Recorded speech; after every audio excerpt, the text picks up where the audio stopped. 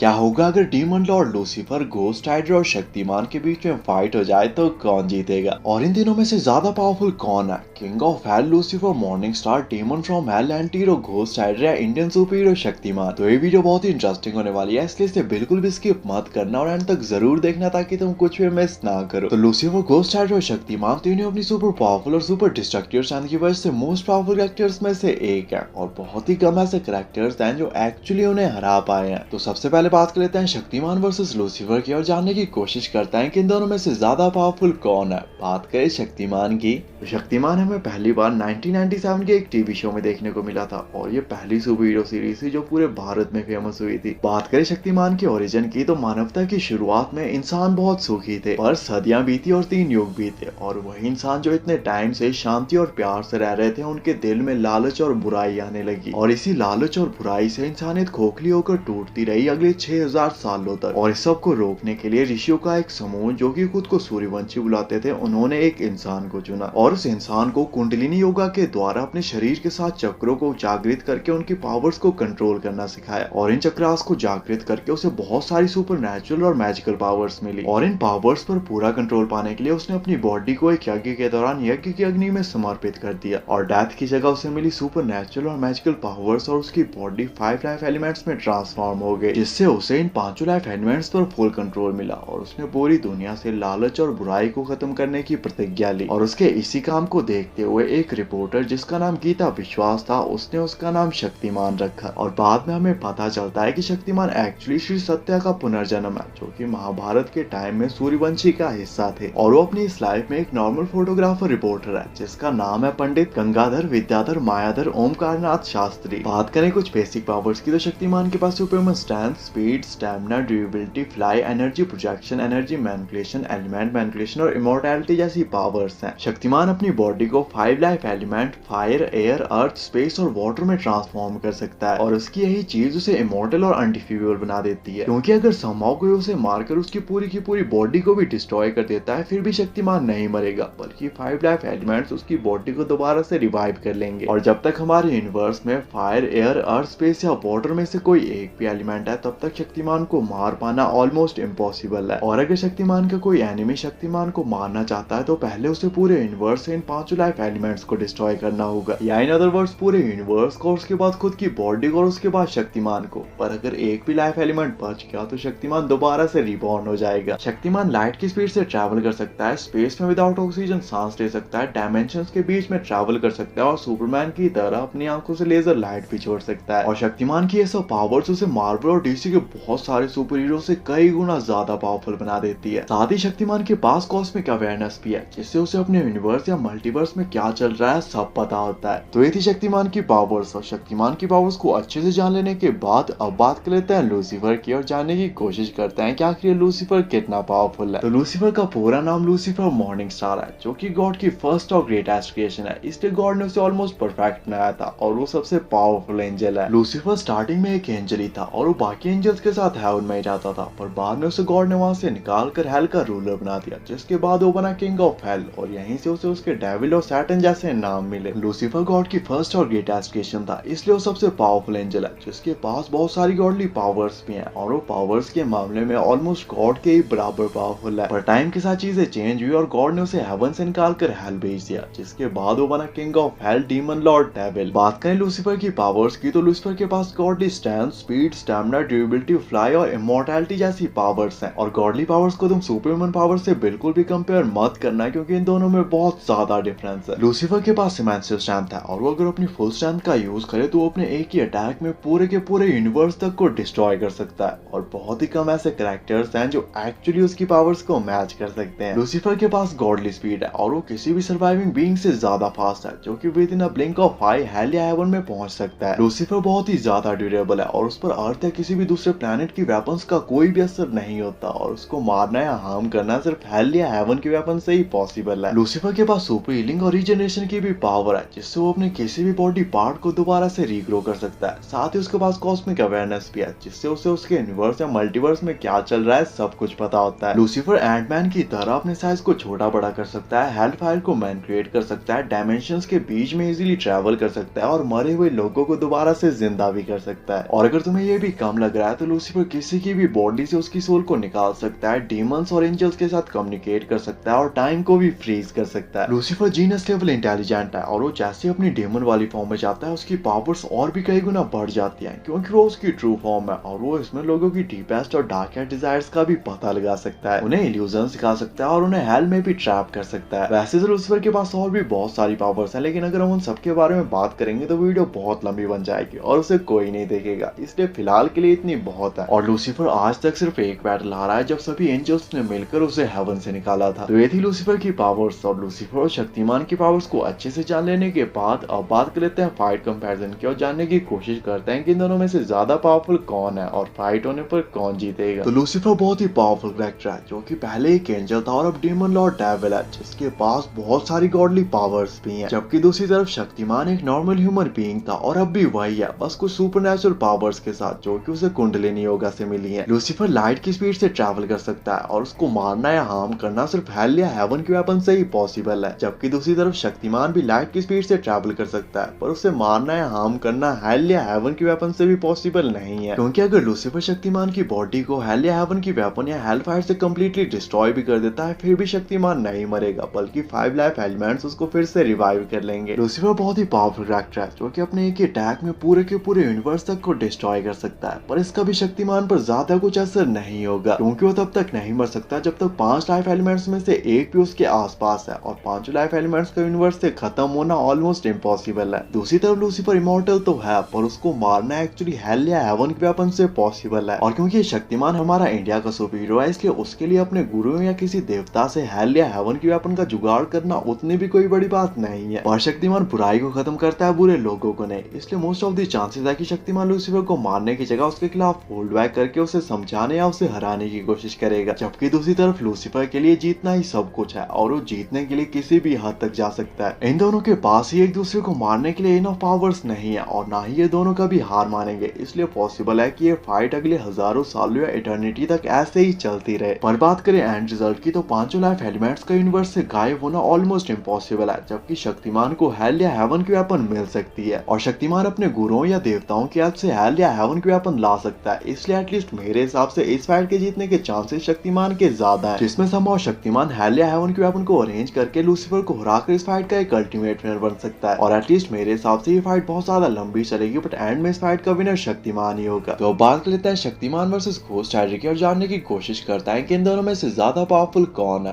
बात करें ghost rider की तो घोस्ट राइडर एक एंटी हीरो है जिसका सर और पूरी बॉडी हेल फायर से जलती रहती है। घोस्ट राइडर को उसकी पावर्स मिलती है ह्यूमन बॉडी और ज़राथोस के कॉम्बिनेशन से, जो कि एक डिमोनिक सोल है। घोस्ट राइडर कितना ज्यादा पावरफुल और खतरनाक हो सकता है इसका आइडिया तुम इसी बात से लगा सकते हो कि खुद हेल का राजा लूसीफर उस पर अपनी मैजिकल पावर से नजर रखता है, क्योंकि लूसीफर का मानना है कि अगर घोस्ट राइडर ने अपने ऊपर से कंट्रोल खो दिया तो वो एक अल्टीमेट किलिंग मशीन बन जाएगा और पूरी ह्यूमैनिटी को कुछ ही घंटों में पूरी तरह से खत्म कर देगा। और लूसीफर बिल्कुल भी नहीं चाहता कि ऐसा हो, क्योंकि ऐसा होने पर हेल और हेवन का बैलेंस पूरी तरह से बिगड़ जाएगा। बात करें कुछ बेसिक पावर्स की तो घोस्ट राइडर के पास Superman strength, speed, stamina, durability वगैरह वगैरह के अलावा किसी के भी सिर्फ आंखों में देखकर पैनिक स्टेयर्स के थ्रू उसकी सोल और बॉडी को डिस्ट्रॉय करने या किसी को भी सिर्फ देखकर उसकी बॉडी और सोल को हेलफायर से जलाने जैसी पावर्स हैं। इसके अलावा घोस्ट राइडर के पास चेन, नाइफ और शॉटगन जैसी वेपन्स भी हैं, जिनके सिर्फ टच होते ही वो सामने वाले की सोल को अब्सॉर्ब या हेल में ट्रैप कर सकता है और उसकी बॉडी को हेलफायर से डिस्ट्रॉय कर सकता है। साथ ही घोस्ट राइडर इमॉर्टल है और इवन अपना पूरा सिर फट जाने के बाद भी उसे दोबारा से रीग्रो कर सकता है। घोस्ट राइडर अपनी ओरिजिनल फॉर्म में इमॉर्टल है, पर अगर समहाउ कोई उसके होस्ट को उसके नॉर्मल फॉर्म में मार भी देता है फिर भी घोस्ट राइडर नहीं मरेगा, बल्कि उसके फ्रेंड्स या फैमिली में से कोई और घोस्ट राइडर बन जाएगा मेफिस्टो के कर्स की वजह से। और ये सब चीजें घोस्ट राइडर को ऑलमोस्ट अनडिफीटेबल बना देती हैं। तो ये थी घोस्ट राइडर की पावर्स। और घोस्ट राइडर और शक्तिमान की पावर्स को अच्छे से जान लेने के बाद अब बात कर लेते हैं फाइट कंपैरिजन की और जानने की कोशिश करते हैं कि इन दोनों में से ज्यादा पावरफुल कौन है और फाइट होने पर कौन जीतेगा। तो घोस्ट राइडर बहुत ही पावरफुल कैरेक्टर है जो कि अपने हेलफायर से थॉर के म्योनिर तक को मेल्ट कर चुका है और वो किसी को भी सिर्फ देखकर या उसकी आंखों में देखकर पैनिक स्टेयर्स के थ्रू उसकी सोल और बॉडी को टोटली डिस्ट्रॉय कर सकता है, जो कि उसे किसी भी फाइट में उसके ओपोनेंट के खिलाफ एक एडवांटेज देती है। पर शक्तिमान के खिलाफ फाइट में सारे रूल्स चेंज हो जाएंगे। शक्तिमान 5 लाइफ एलिमेंट्स को कंट्रोल कर सकता है और मान लो घोस्ट राइडर संभव शक्तिमान को हराकर उसकी पूरी बॉडी को भी डिस्ट्रॉय कर देता है, फिर भी शक्तिमान नहीं मरेगा, बल्कि 5 लाइफ एलिमेंट्स उसे दोबारा से रिवाइव कर लेंगे। और क्योंकि शक्तिमान ने आज तक कभी भी कुछ भी गलत नहीं किया है, इसलिए घोस्ट राइडर के पैनिक स्टेयर्स उसका भी शक्तिमान पर कोई भी असर नहीं होगा। घोस्ट राइडर के पास चेन, नाइफ और शॉटगन जैसी वेपन्स भी है जिनके सिर्फ टच होते हुए सामने वाले की सोल को अब्सॉर्ब और बॉडी को डिस्ट्रॉय कर सकता है। पर अगेन, जब तक यूनिवर्स में 5 लाइफ एलिमेंट्स में से कोई एक भी अवेलेबल है तब तक शक्तिमान को मार पाना इम्पॉसिबल है और वो लाइफ एलिमेंट शक्तिमान को दोबारा से जिंदा कर देंगे। हाँ, अगर घोस्ट राइडर किलविश को ढूंढ कर उसे पाप मणि ले आए वो अलग बात है। दूसरी तरफ शक्तिमान के पास भी बहुत सारे मैजिकल और सुपर पावरफुल अटैक्स हैं, पर घोस्ट राइडर ह्यूमन बॉडी और डीमन का कॉम्बिनेशन है जो कि ऑलरेडी मर चुका है, इसलिए वो दोबारा से नहीं मर सकता। इसलिए शक्तिमान का पावरफुल से पावरफुल अटैक भी घोस्ट राइडर को हरा तो सकता है पर मार नहीं सकता। इसलिए शक्तिमान के लिए अपने पावरफुल से पावरफुल अटैक से भी घोस्ट राइडर को मार पाना ऑलमोस्ट इम्पॉसिबल है। पर शक्तिमान बुराई को मारता है, बुरे लोगों को नहीं। इसलिए शक्तिमान हर हाल में घोस्ट राइडर के होस्ट जॉनी ब्लेज को बचाने की कोशिश करेगा और घोस्ट राइडर के साथ अपनी स्ट्रेंथ को होल्ड बैक करके फाइट करेगा ताकि उसका होस्ट जॉनी ब्लेज हार्म ना हो। और दूसरी तरफ घोस्ट राइडर ने अपने होस्ट जॉनी ब्लेज से ये प्रॉमिस किया है कि वो सिर्फ बुरी सोल्स को ही कंज्यूम करेगा, इसलिए वो भी शक्तिमान के खिलाफ होल्ड बैक करेगा और ये दोनों ही एक दूसरे को मारने के बजाय एक दूसरे को हराने या कैद करने की कोशिश करेंगे। और ऐसा भी हो सकता है कि ये फाइट अगले हजारों सालों या इटर्निटी तक ऐसे ही चलती रहे और ये दोनों ही ऐसे ही लगातार कई हजार सालों तक फाइट करते रहे, क्योंकि ये दोनों इमॉर्टल है और कई हजार सालों तक बगैर थके फाइट कर सकते हैं। पर इन दी एंड बात करें ओवरऑल रिजल्ट्स की तो इस फाइट के जीतने के चांसेस शक्तिमान के ज्यादा है, क्योंकि ओवरऑल पावर्स में शक्तिमान घोस्ट राइडर से ज्यादा पावरफुल है। जहां पर घोस्ट राइडर सिर्फ हेल फायर को कंट्रोल कर सकता है, वहीं पे शक्तिमान फायर के साथ साथ एयर, वाटर, स्पेस और अर्थ को भी कंट्रोल कर सकता है। और फाइट में चाहे जो भी हो, पर एटलीस्ट मेरे हिसाब से इस फाइट में जीतेगा शक्तिमान ही। बाकी आपके हिसाब से इस फाइट के और क्या पॉसिबिलिटीज हो सकती हैं और नेक्स्ट वीडियो किस टॉपिक पे बनानी चाहिए, कमेंट करके जरूर बताना।